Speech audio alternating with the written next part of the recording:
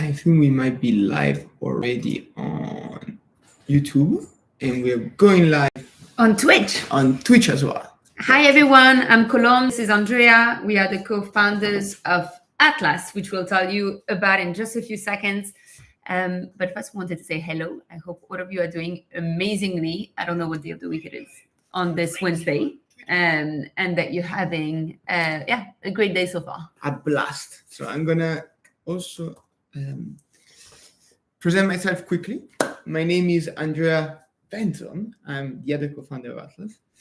And today we have a very, very interesting episode for you all on our How to Build a Country live streaming. We're going to present everything, but I just want to say, because I think it's very cool, that today we're going to speak a lot about climate, and not in the traditional way. So not only obviously covering the bad news that we have on the climate space and the good news of some people taking action, but actually explaining how what we're doing could be instrumental in fighting climate change and providing a solution to the climate crisis. And this, our big hope, is one of the reasons why we're doing what we're doing. So we're very excited to share this for the first time on our live broadcast. Having said that, I see that people are starting to connect. So very nice to see not faces, but names connecting that we have seen in the last few days. Let me give you a quick overview of why we're doing these lives as we do every time we connect. So from the introduction that Colombe gave, you know that we're the founders of Atlas. Atlas is a global movement present in 130 countries with around 22,000 people subscribed and members to our work. And for a few years, we're basically campaigning on all the big topics of today, from women's rights to climate to democracy. We have really pushed as hard as we could to support these battles. Sometimes we had great achievements, sometimes defeats. This is how activism goes. But in the last few weeks, we have reflected very seriously on our direction, because we're like, okay, no one can take on all the topics of this planet. No one can ensure that in 20 years, we're going to be in a better situation than now, even if we put all our energy in these campaigns. So what can we do that can actually change the system and try to create a system that basically enables for global challenges to be tamed, global opportunities to be nurtured, and also injustices and so on to be solved. And our best guess is that we need to build a global country, a global institution where people all over the planet can come together and vote and express their will and give legitimacy to a body to take global action. And today, this does not exist. So this is why we started this broadcast. We started this broadcast to share with our audience this idea, to get to crowdsource feedback, to hear proposal, and basically to kickstart this conversation about this new project. Yes, you're welcome. Exactly. So to recap in 2 seconds, the world is going down the drain, and we don't have a way of dealing with global challenges. Climate is the perfect example. We're going to talk about some news today on the climate crisis. Spoiler alert, bad news, and the fact that it's not getting any better because of a lack of body capable of actually coordinating global action on this very global topic. And this concerns us all, because whether you think you feel safe or not, we are all completely fucked if we don't take global action. And we'll talk about the hope we have with the upcoming COP, but also the need for long-term action and system change. And we'll use this as a way of exemplifying why we need to build a country, what we call a global country. It could be a global federation. It could be any type of democratic global governance, but why we need to be able to do this in order to solve the climate crisis. And last year we actually went to COP, so we'll talk a bit about COP26, our experience, and what we think might be happening this year, and link this to how you, amazing viewers, can take action. But spoiler alert, I learned that I need to do this. And please, in the meantime, subscribe to the YouTube channel or the Twitch channel. We're live on both. Comments, send us your ideas, your feedback, how the climate crisis is impacting you or is not impacting you yet. And we want to be hearing from you. And last little disclaimer, throughout, I'll be sending you links of the sources of the news we're talking about and ways of getting involved. Actually, I received this request on Instagram yesterday to send more sources. So many different channels. Yeah, so I'm the one chatting at the same time. Amazing. So let's jump straight into it, the climate crisis, and how can a global country or a global institution fix that and help. So I think that with climate, we all know that the clearest issue is that we are not managing to take action together. Despite all the pacts and all the incredible work that some countries are doing and many activists are doing, we are not managing to step it up enough to have impactful, meaningful climate action that will prevent disaster. It's very negative to say. So obviously there is a lot of negativity in this, but there are also hope and positive action that we can take. And we're going to discuss all of this in just a few minutes. But staying on the negative. So I think there is now been a few years that we've heard that climate is a very, very serious topic. And many more years since the scientists have started saying that, a few years since movements like Fridays for Future and others have brought this to the attention of everyone. So we know that we are running into a very dangerous space. And we also know that countries do way more. And there have been a lot of international pacts and a forum to discuss that. The truth is this is not happening. We are not doing enough. We're going to discuss a UN report very shortly showing that we're not taking any meaningful action to actually solve the problem. So today we have isolated 3 pieces of news that I think really well explain the situation we are into and also give a bit of hope, at least one of them. Yeah, that's true. And we want to analyze them with you, discuss them before jumping into how we think we can contribute to this fight. I don't know, Colombi, if you want to take the first one, if you want me to go for it. Go for it. I'm happy to comment. Okay, so the first piece of news that we've covered is the Just Stop Oil attacks. So for those of you that are not familiar with the topic, you might have seen pictures of activists spraying paint on paintings or tomato soup on paintings, for example, in National Gallery of London, or doing the same in front of big institutions across London again, and also other cities on the planet. These people are especially dressed in orange. And these are Just Stop Oil activists. They're basically demanding very clearly to stop oil production and oil usage to avert the climate crisis. They come, I think, they follow the example that Greenpeace have used for many years of activism and direct action to attract attention on certain topics, and more recently, Extinction Rebellion, that last year and the year before blocked, again, London very often with their actions. And there have been a lot of controversies because even people that are friendly to the climate battle are saying, yeah, but you should not put at risk art, or you should not ruin people's daily routine and life with your action. They're not these are not the right target. You should be targeting, I don't know, politicians or oil companies, those in charge. However, from a personal point of view, I think that what they've done is extremely effective. In a week of action, basically half of the planet was reminded about the climate action, about the inaction of the government, and felt very strong positive and negative emotion toward this topic. There was very often forgotten because of other crises like the Ukraine and Russia war or other things that happened in 2022. So regardless of what you think, these actions are very effective to bring attention to a topic. And the climate is one of those topics that require a lot of attention to bring about action. Yeah, I think there's 2 things to mention here. So we're talking about the climate crisis, right? The climate crisis is literally putting our very existence into doubt and is already impacting millions of people across the world that are having to migrate because of food insecurity, because of unsafe environments. We have floodings happening in Nigeria after Pakistan, where so much of the country was underwater. We've seen it all across the world. We have wildfires in Australia and everywhere across the world again.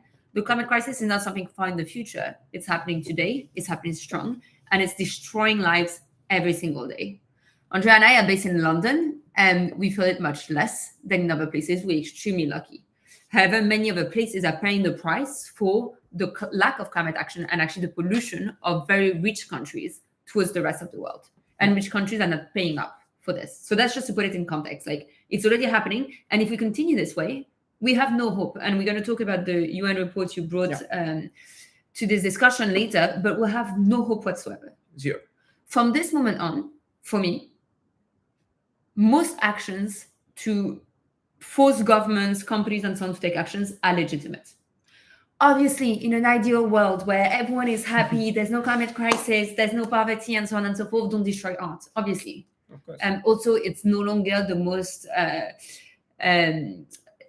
imaginative type of protest. It's been done before, we've heard it, and so on. So obviously, you know, I agree, like, ideally, you don't destroy art, we can all keep on going to museums, but guess what? If we don't take action, there won't be any more museums to go to because we'll all be dead. So I think it's kind of putting stuff into context, and I don't mean to be extreme, but it's like, climate change, destroying our environment, destroying life, paintings. And right? also, and before other people tell me, yeah, but there's other ways of doing it, okay, but it's not working, right? Like, nothing is working. We're not having enough climate action whatsoever. Politicians are not acting, companies are not acting. I'd love to add to your list gas companies that are making record profits when we're all going under because of the rise of energy costs and inflation, and while they're destroying the environment. Whatever is happening today does not work. I fully agree. And actually, what I want to add 2 points to what you said. One is that actually art has not been damaged because all these paintings were even covered by window glass. So yeah, I mean, there is so far no painting was damaged.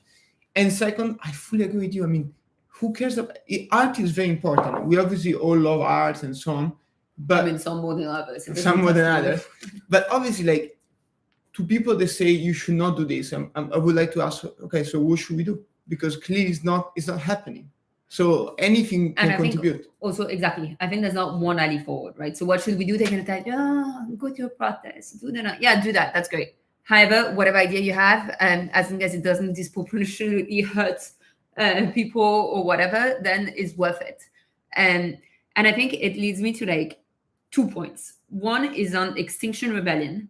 So I remember, I think it was at the beginning of the pandemic, I read an article, and like, it was a survey in the UK of what people thought of Extinction Rebellion. And Extinction Rebellion, XR, is a not-for-profit organization made of rebels that basically do actions that are often extremely annoying in the sense that it disrupts your daily life, to raise awareness about the climate crisis.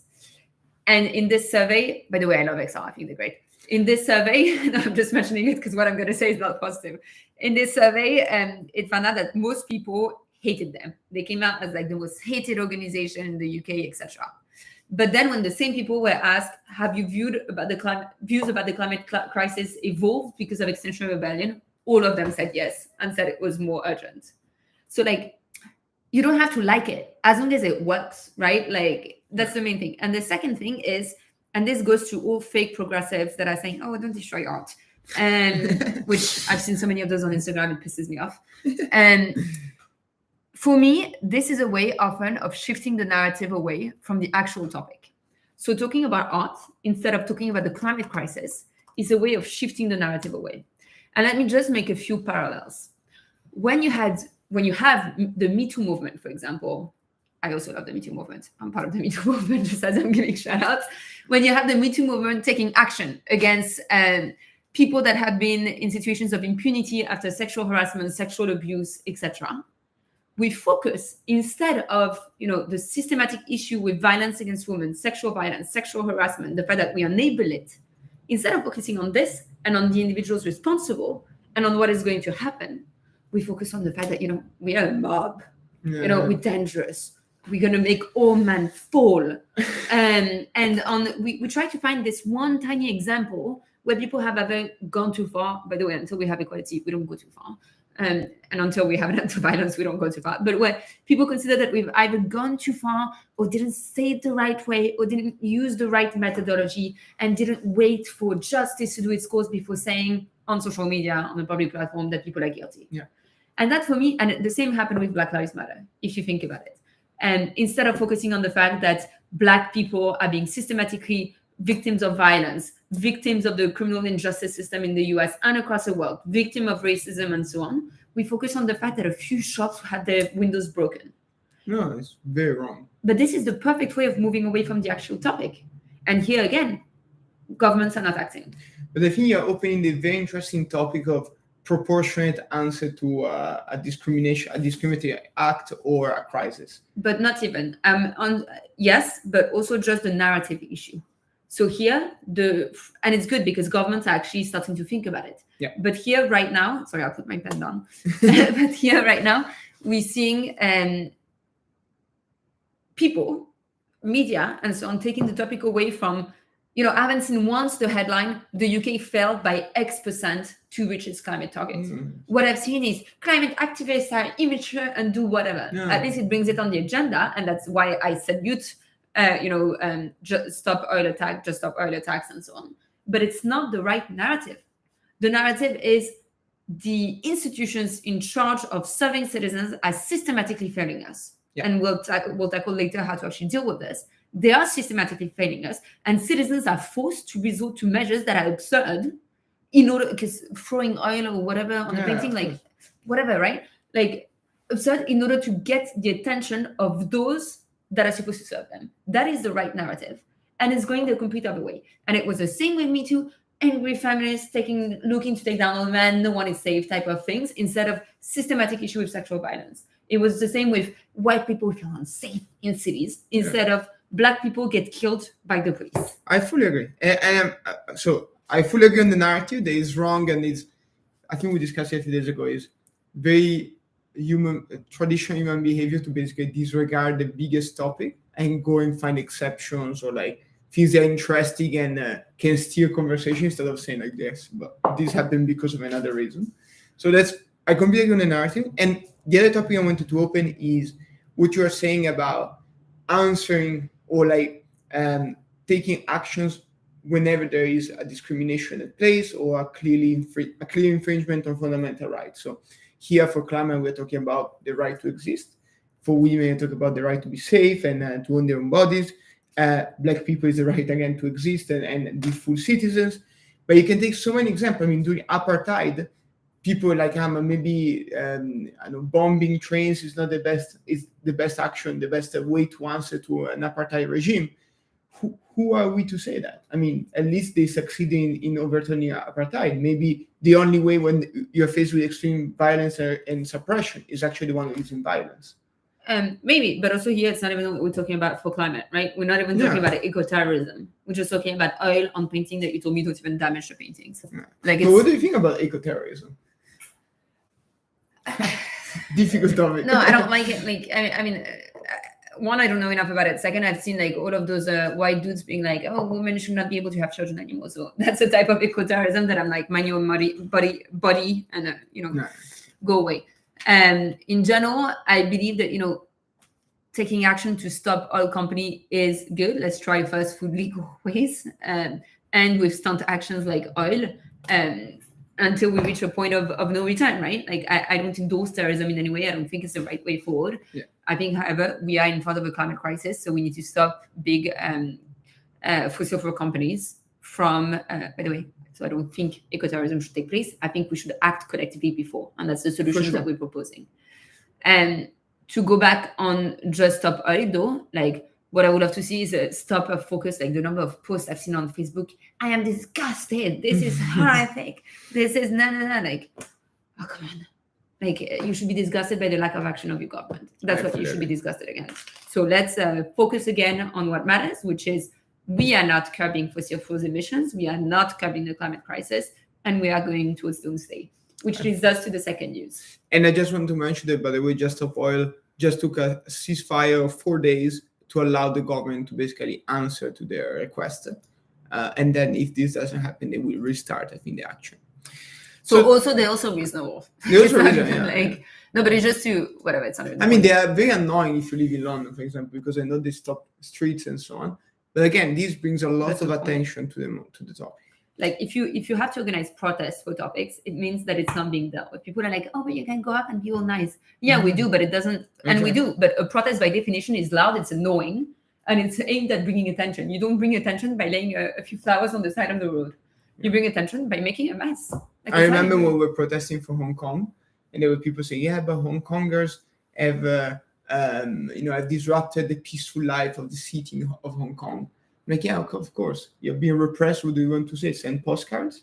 Probably you cannot even do that. Okay, so let's move to the second topic that is still on climate. It's linked to just a quick topic.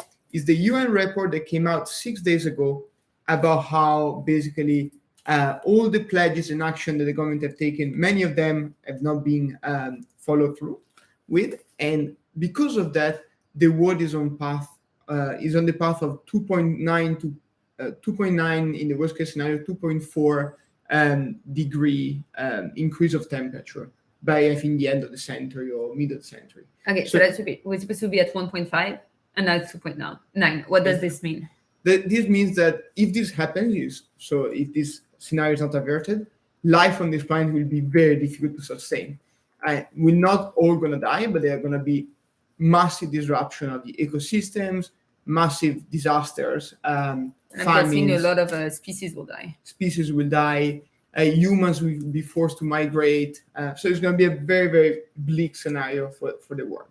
And this is something that the United Nations have tried to counter and avert for many years through, for example, the Climate Agreement of Paris that bounded the world to 1.5 degree increase compared to pre-industrial level temperatures, which still is not good, but it would have been way better. But basically now it's clear that unless there is a complete change of direction, but we are talking about, if I remember the numbers of the report, they said right now we are on course to decrease to 1% decrease of carbon emission. Mm-hmm. What is needed is 45% decrease of carbon emissions from all nations. So clearly we are completely off track. And if we don't fix that, if we don't change that, we are going to struggle a lot. So what do you think about this findings column? This is clearly linked to what we said before. The world is not taking the right actions to stop where we're going. I mean, there's nothing to think, but it's utterly depressing, right? 1% versus 45%. Yeah. So this is the case. So I think that it's very sad to say, but as we said, not everything is bleak. There is still hope. But it's important to understand the size of the challenge we have ahead of us, both to understand, for example, the role that activists are having right now, to understand how important are events like COP26 and COP27 that we're going to discuss about in 1 second, and also how important is our work that we're working, our vision we're working toward to try to provide a new solution. I would say that now we can, after sharing this very bleak report data, we can actually talk about COP27 and COP26. There is a kind of big climate news that is up and coming, because next week we're going to have COP27. So let me tell you what is COP, what was COP26, what COP27 is going to be, and then we can share our personal experience of when we went to COP26. So COP is the conference of the parties, so basically a conference of the United Nations, where all nations on this planet and also additional stakeholders like businesses and so on came together, and now 26 conferences ago, saying, okay, we need to find solution to the climate crisis. We need to find a way to protect the ecosystem and so on. So each year, or almost each year, this conference gathers and countries and other stakeholders pledges, they make pledges to try to avert the climate crisis. And the last one was in Glasgow in COP28. It was called COP26. Colombian actually went there, and we're going to tell you in a second our experience. And COP27 is going to happen in a week. It's going to be in Egypt, Sharm el-Sheikh. And there's going to be a big role, for example, in the United Kingdom, because the Prime Minister was supposed not to go. And then because also of the protest that happened, he's actually going. So countries are, even if there are many now other crises right now, countries are still acknowledging that it's an important moment. And the role of COP, by the way, is to negotiate. So it's for countries to actually negotiate the way of getting out of the climate crisis. So it came out of a treaty and so on. And the idea is we're still stuck on the same articles for the last couple of years to negotiate how we will mitigate climate change. So the COP in itself is extremely important. It's the moment where we're supposed to put into place climate action, we're supposed to make pledges. So countries say we will diminish by X%, we'll do this, this, this, this. 99.9% of them don't actually. And then where they negotiate points that are on the table, such as actually supporting financially countries that are not responsible and are developing for climate mitigation or climate projects, such as understanding how to cut down on emissions and so on. So the conference is itself super important. It also involves, to a lesser extent, activists and NGOs. Yeah. And right now, it's one of the best hopes we have. So before we explain what's wrong with it, like, it is true that it's one of the few hopes we have for humanity's future. So it deeply matters. I mean, I'm happy it's happening in Egypt, a country with extremely poor human rights record, but it's extremely important that this happens and that pledges are made, that people, that countries, and it is useful in the sense that the press puts a huge focus on climate and on countries' failures and achievements. So it's kind of a mirror bounce back at countries, which is important. And hopefully this year at COP, we would see many breakthroughs, including on the percentage of reduction. I would love to see the banning of fossil fuel subsidies. It's something fossil fuel subsidies are responsible for 82% of global emissions, if I'm not mistaken. And subsidies help in doing this immensely. To give you a concrete idea, in France, we give more subsidies to fossil fuel than to green energy, which is insane. No, in many countries, the case.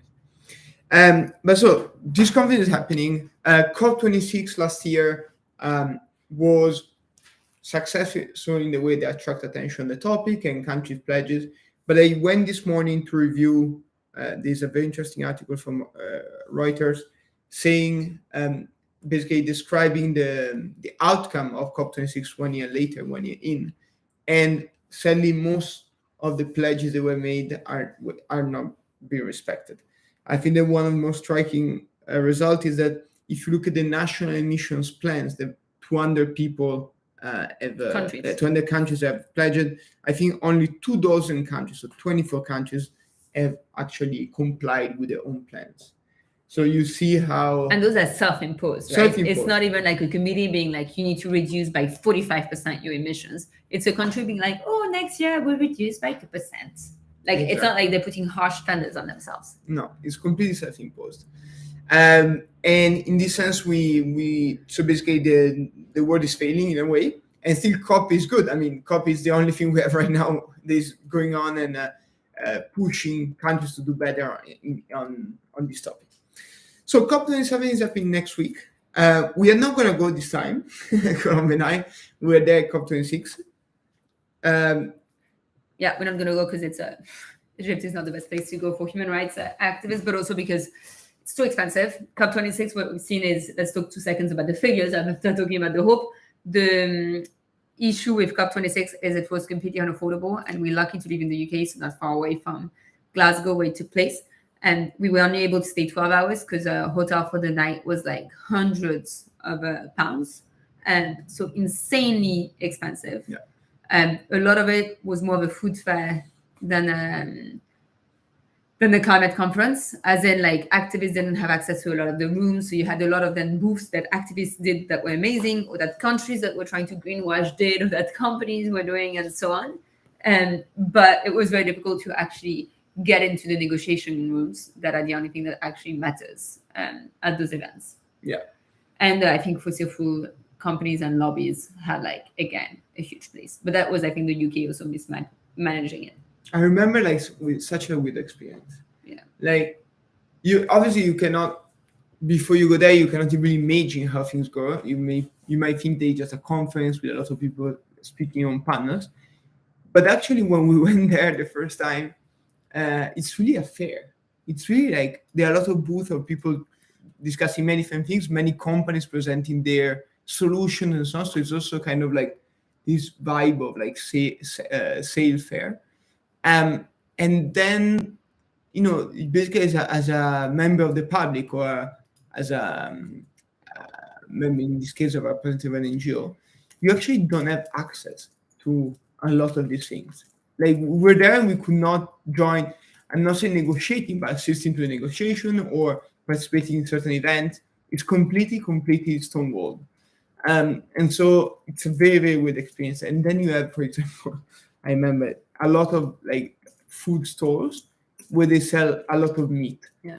Which again, like I'm vegetarian, so I have a different views of that. I understand that you might still want to have some meat, but it was very, very. This was a big focus on the Scottish meat. That's so weird. So it's like if you go to a conference about lung cancer, you sell cigarettes. It's very weird. Like you're not supposed to do so. So for us, it was a very, very odd experience that we do not recommend to anyone. So I mean, if you can go to COP27, but yeah, I was going to say, but I think it's fundamental that activists go, NGOs go. We have more of a focus on global governance, and we'll talk about how we think global governance can help in solving the climate crisis, and it's just unaffordable for us. But I think it's fundamental to have activists, NGOs, journalists, companies holding governments accountable for the lack of climate actions and showing the way forward. And I think they need to be afforded much, much more space. And I think that's kind of the failures of COP26, but it's due to how the UN is structured. Is citizens don't have a direct say, only countries do. So it's national interest first. When you are a conference of parties over hundreds of countries with different national interests, different electoral timetables that obviously play into what you're going to do, right? If you go to elections next year, right now, you're not going to be super happy to increase the cost of living by actually cracking down on fossil fuels in a lot of countries. So if you have all of those different interests with the idea of answering to your electorate first, there's very little chance that a conference like this can lead to success. I still think it's our best hope right now for immediate action. So we need to. So this is when you all need to be watching out for this. You need to be contacting your government, your elected representatives, supporting NGOs going and so on. It is fundamental. But we need to think of longer term solutions to be able to solve and put an end to the climate crisis, because it's not going to happen in the next 5 years. And the environment and climate is going to be a topic forever. So we need to think about it in a more systematic manner. And this is where we come in. Did I do the perfect transition? You did the perfect transition. Didn't you want to mention that did you mention that the Rishi Sunak is going now also? I mentioned before, but yeah, basically the UK, the British Prime Minister that took office like 10 days ago, was at the beginning said like I'm not going to COP, I'm too busy with the budget and so on. Then there was a massive backlash, and obviously the Just Stop Oil actions, and now he's actually going. So you see that actually activism help, and even very powerful world leaders cannot ignore the climate crisis. So good that he's going, good that... What a bad first move to be like, nope, I won't be going to this, I don't care. It's so weird. Like, so bad. That PR as well. So how do we solve the climate crisis? We know beyond the immediate need of COP.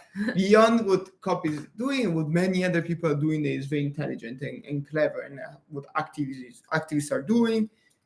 Incredible tech solutions have been created, but we think that we have something more to propose. Chrome, do you want to go for it, or should I go for it? Right, I'm just sending the links. So I'll go for it in the meantime. So very simply, to avert a massive event like the climate change, this requires very, very strong political interventions and tough decisions, like cutting emissions, increasing sometimes the cost of living, forcing whole industries to change, to shift, changing individual behaviors. So a lot of things that are not easy to make. And that's why we're failing right now. Yeah, right? and I think it's important to say it. It's not, what pisses me off so much is like, by the way, I vote green. Before saying this, I feel like I have to say disclaimers. And it's like when some new progressive green politician comes and is like, no, we're going to gain jobs with the green transition. Yes, a lot of jobs are going to be created, but a lot of people are going to suffer out of it. It's necessary. It means we need to put in place social systems and economic safety nets, such as universal basic income and others, for people to be able to go through the green transition. But it has a cost. It is expensive. Some people lose their job, can be reskilled, new jobs will be created, and so on, indeed. But it is very scary. Yeah, it's not an easy choice. And so someone has to kind of have the legitimacy and the power and the leverage to initiate this transition and really, really see it through. And if I can add here, when we say someone, it's because right now it's not the case. So just to recap, right now you have countries that with governments, let's talk about democratic countries, not even authoritarian ones. Countries with a government that is elected every couple of years on a specific agenda and wants to be re-elected and wants to remain in power. Yeah. And as a result, as Andrea said, a lot of climate measures that are needed are very unpopular for short-term gains. If you suddenly ban all fossil fuel subsidies, which all governments need to be doing, and at least on companies, without even talking about consumers, inflation is going to go up. We're going to need to change the way we live. That's the truth. Like in a lot of countries, I was talking about it for Belgium with a climate activist who's telling me for Belgium with renewables right now, we cannot support the energy consumption. So we need to change the way we live. We need to do washing machines at certain hours of the day. We need to rethink everything. We need to isolate buildings, to change windows, etc. It is very expensive, and it doesn't work with short-term gains. No. So that goes back to my points of yesterday. We need one-term mandates that are longer for governments to be able to think about the long-term picture, but also countries are not best placed to deal with the climate crisis. And that's without even considering the fact that any of our countries, Andrea is Italian, I'm French, even if they were to be the most forward-looking countries on climate, doing everything right, which they're not, we would not stand a chance. Yeah. I mean, they should be doing it because everything matters, but still it would not be enough unless all major polluters did the same.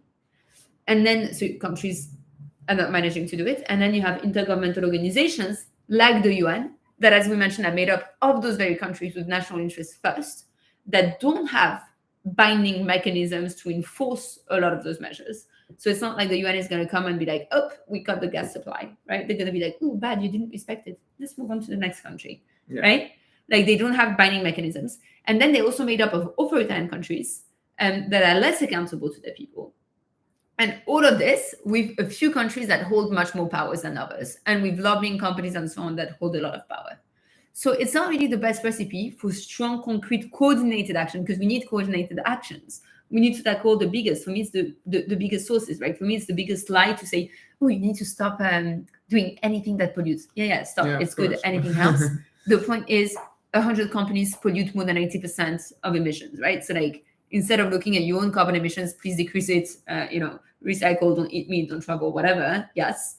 But also let's tackle what actually matters here, which is the biggest polluters. And for this, we need coordinated actions across the world. And it's not happening with the current system, which leads us to our system. So our system is easy. It's basically, we need a global governance. We always say that, a democratic global governance. So an institution, a country, a place where me, you, and everyone can vote for representative or similar, depending how it's structured. But let's imagine it's a world parliament with the elect a government. They're directly elected by citizens. They can basically shoulder the weight and the responsibility of very swift climate action in this case, which means telling countries, okay, you have to all cut your emission by 30% if you're a developed nation, 10% if you're a developing country. And you need to do that by the next 5 years. If not, we are all in a very bad situation. But we need a body, a system, an authority that can exert such influence and take such tough decisions on such an important topic that we're not managing to solve. And the only way to have this authority, the only way to have this legitimacy is if this body is elected by everyone. So from India to the US, to Canada, to South Africa, to Argentina, if people were actually voting on a platform and on a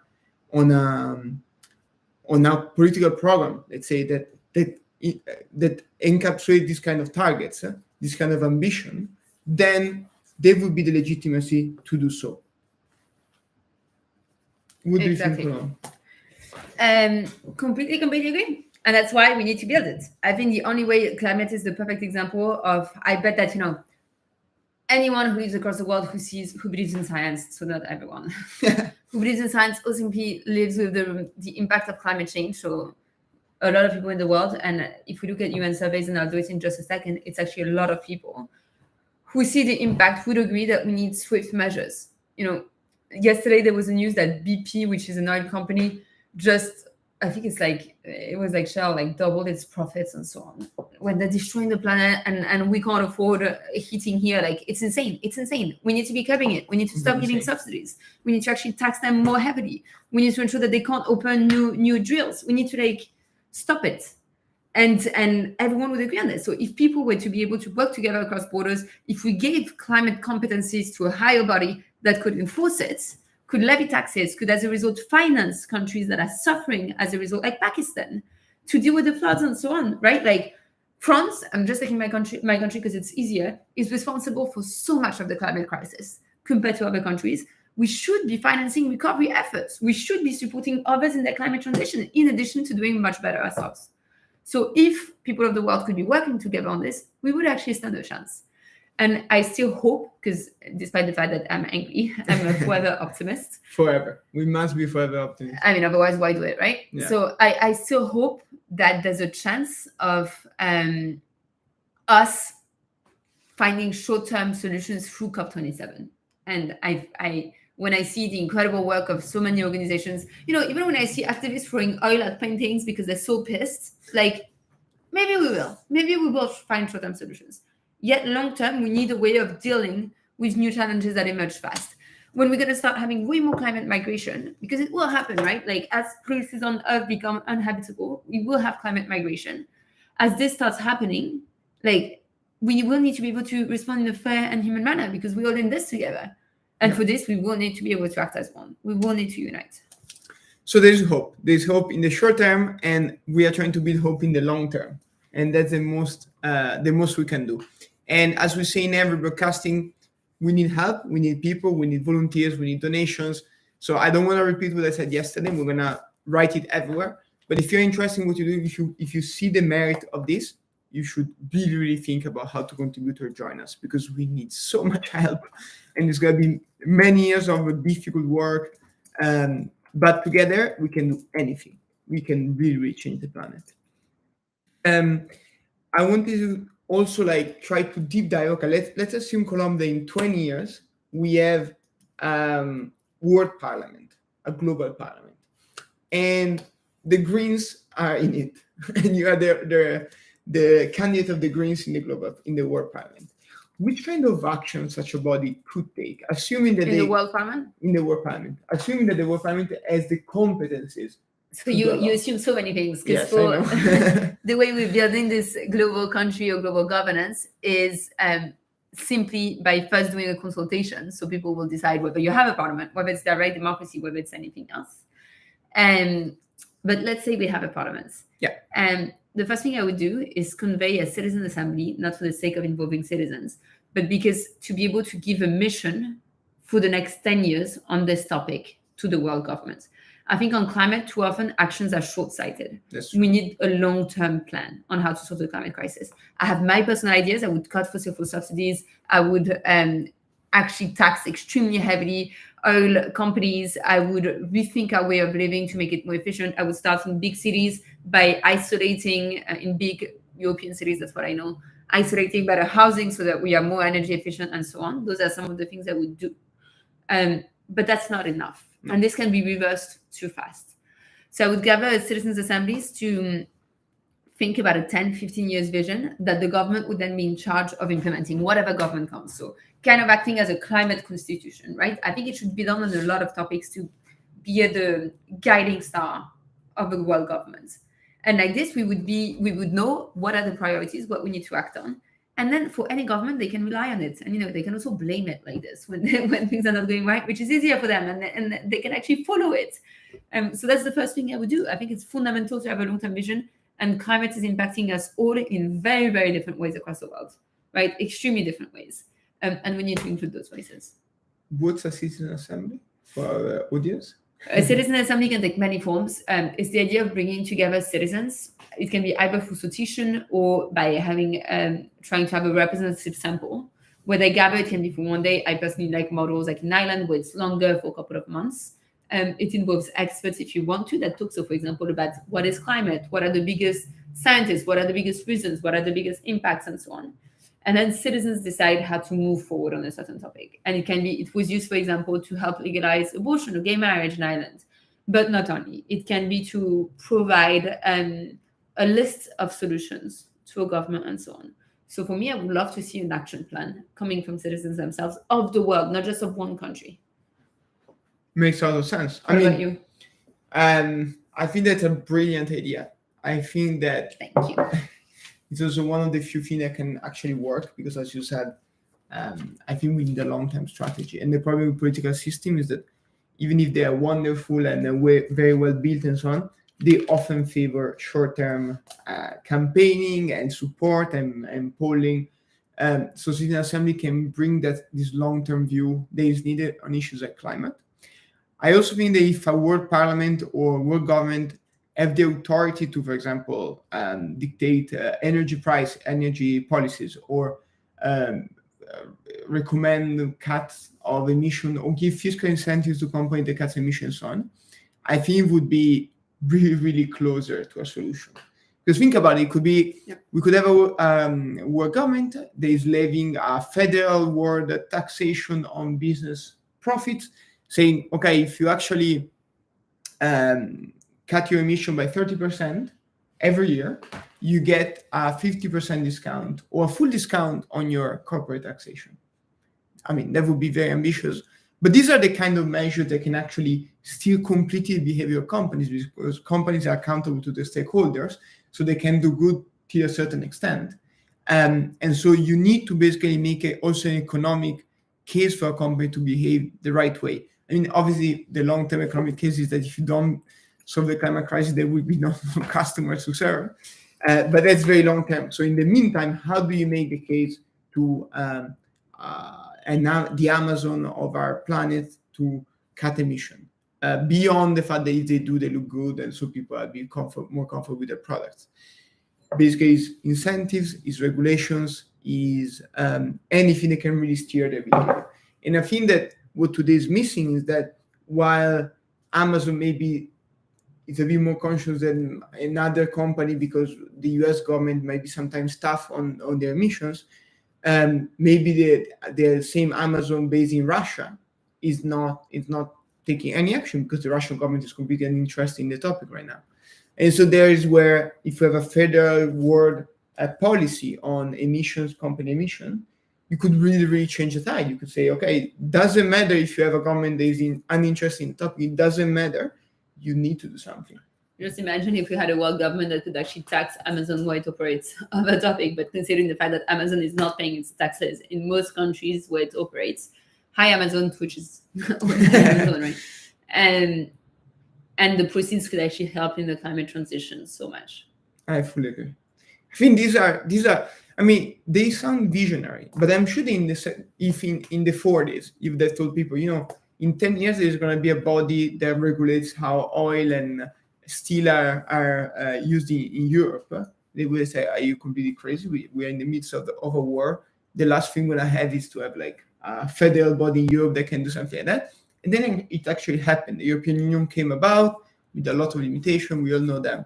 But still it came about out of a conflict in war, of a continent in war. Right now, we are not yet all in war, luckily. So I think I'm very optimistic of something like that. It sounds visionary, but now we have the motives, the resources, the technology, and maybe at a certain point also the political will to make this happen. And so that's why we are building what we are building. Exactly. Couldn't have said it better. Are you positive about seeing a global governance soon? Soon-ish, because we will build it, and seeing a global governance capable of doing this depends on how many people join us, which is why join us. I just posted the link. If we have a global governance, will you run for elections there if there are elections?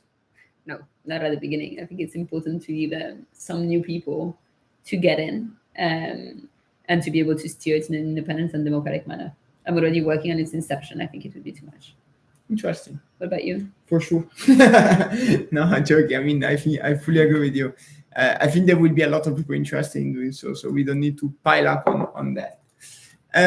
So, I mean, this is our little solution, a very big solution, but little idea to try to avert the climate crisis. And again, there are many people doing wonderful things, from activism, and activism can be outrageous. It can be very annoying for people, and sometimes it has to be. There is no way to change things without upsetting the system. And sadly, this could mean that you're stuck in traffic for 3 hours because there is people are dying because of the climate crisis. So exactly. Who cares? Exactly. So activism is one of the solutions to the situation we're into. The second one is current multilateral institutions and forums like COP27, which is highly imperfect, We've been very critical sometimes of the achievement of COP, but still is the best thing we have right now because there is not much else going on. So if you follow climate news, if you care about the climate, follow the development that are going to take place next week in Sharm el Sheikh at COP27. There is going to be another decisive moment in the fight against climate. And then our solution is a global institution that has the power and the legitimacy, because it's democratic, to take climate action. And these are solutions. And then there's much more. There is technology, there is changing behavior. And I'm sure that if we combine all these efforts, hopefully by 2050 or so on, we're going to be way more optimistic about the situation of climate. And I mean, the solution of climate is not the right to say. The fight against climate change and the fact that many of our efforts will have actually influence on the preservation of ecosystem, which means basically saving animals, saving plants, and ensuring that our kids, our nephews, grandchildren will actually live in a planet that resemble the one we grew up into. But also us. And us. Like, we won't see it. I mean, throughout our lifetime, it's already happening. Yeah, for sure. I mean, we're already noticing. So like we can be thinking about ourselves and say, okay, I want in 30 years to still be able to, enjoy a park or staying outdoor, and that's very important. And we can also be more geared towards the future and say, okay, we are not the last generation on this planet. There are going to be many more generations to come. We need to work for them too. And this is something that many people forget. I mean, their kids, their children, their grandchildren will need to face the consequences of our inaction. And it's sad to say, but we're not doing enough. We're not doing enough right now. So the idea of building a global governance, the idea of taking action, the idea of being very annoying about this topic is because we are not the last generation on this planet. And so we need to do way more for it. We need to do way more. I'm going to close this live with a call to action, which we hinted at to before. There are basically three main ways to contribute to our work. One is to become a supporter, which means subscribe to this channel, subscribe whether you're in Twitch or YouTube, comment, share it, do the same on social media, be active on all channels, because first of all, it motivates us so much. Every time we see a new viewer, a new subscriber, we are like, yes, one more person that believes in us. So if at least want to follow our work. At least want to follow our work. So if you can subscribe and support, it makes a hell of a difference to us. The second thing you can do is volunteer. Obviously, it's a higher engagement step. Depends if you have the time, the willingness. You don't need any particular skill to volunteer with. For us, you can help us on social media. You can help us writing news. You can help us knocking on doors of people. You can do anything to support us. So you don't need to be highly qualified. You can be a very young student or a very senior retiree. Anything is needed for us. So if you want to volunteer and help us, we're always looking for volunteers. And the last one, which is very clear, money moves anything. So if you can donate just a few dollars to our organization, will help us a lot. We are very cheap. We survive with very few resources. But the reason why we are still here standing and inventing new projects and pushing for them is that because many people on the planet believed in us. So if you can believe in us as well and donate a few dollars, go on our website and do so. Thank you so much for participating in this live. It's been very interesting to discuss about climate. We're going to continue our work tomorrow. We're going to publish an episode of our show on how to build a country. And thank you so much for all of your support. Bye.